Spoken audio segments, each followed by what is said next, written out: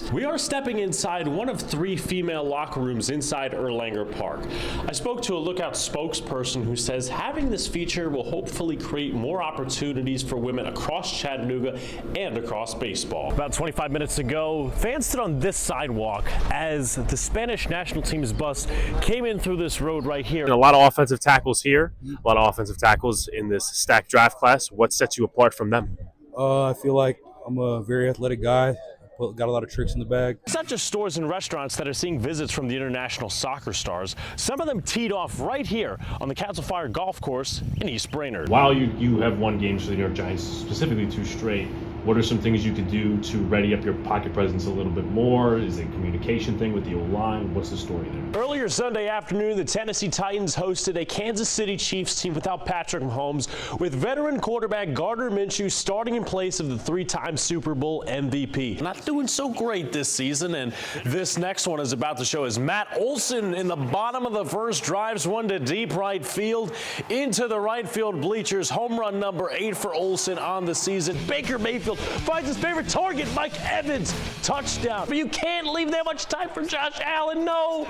Touchdown Bills with just more than a minute left. We finish with some NASCAR. The Jack Links 500 didn't go without making some major headlines. A big crash took out nearly the entire field, starting with Bubba Wallace in lap 115. Why not we have one more touchdown to end it? Tajay Spears behind the big boys.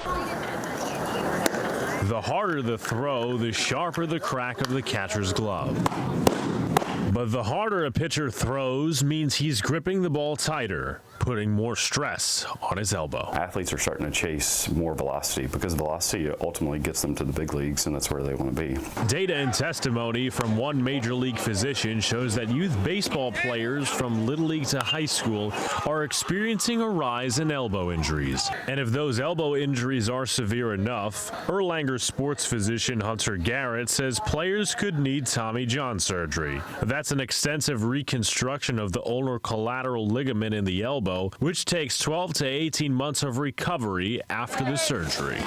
Houston Astros team medical director David Littner says 57% of UCL reconstructions in the United States are performed on kids from 15 to 19 years old. But the question remains unanswered. Why is this happening? When you start to chase these velocities, you're gripping the ball tighter, so you're putting a lot of more stress. As far as the medial elbow, Garrett says it's not just the speed these young pitchers are throwing at. It's the wear and tear on their bodies, too. Younger athletes are just chasing the speed and don't have the trainers. David Aardsma used to close games for the Seattle Mariners. In 2011, he says he hurt his elbow, but delayed the surgery.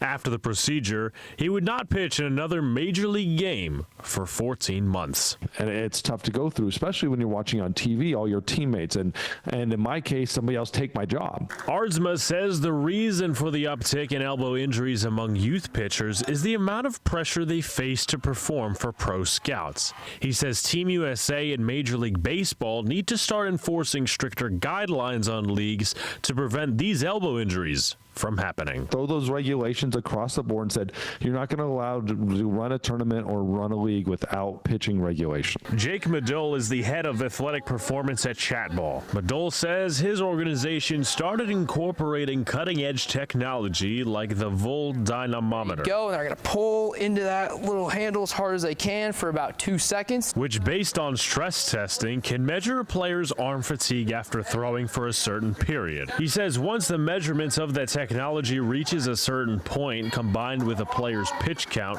he removes them from the game in an attempt to prevent any elbow injury from happening. Each of our guys, they have their own profile. We have all of their testing history in there, so I can see what does it look like today, right now, before they go out to throw their first inning. White Duck Taco became the hotspot for fans who chose to stay in Chattanooga to watch Spain's first match of the World Cup less than 2 hours down the road. Francisco Kellefer says his Spanish background fuels his fandom for the Spanish national team. My mom is from Spain. I got my name. I'm half Spanish. Kellefer says he drove with his family from Knoxville to see if the ticket prices in Atlanta would go down. And maybe by the time we're close to the city, we'll buy some tickets and go to the game. He says they changed their minds, so they Googled where to watch the game in Chattanooga. That's how we ended up here. Kellefer says he was alive when Spain won the World Cup in 2010 and that it would mean so much more if they won this year, knowing the team is being housed just 2 hours from where he lives. I'm super excited. I'm hoping I get to glimpse them with my eyes.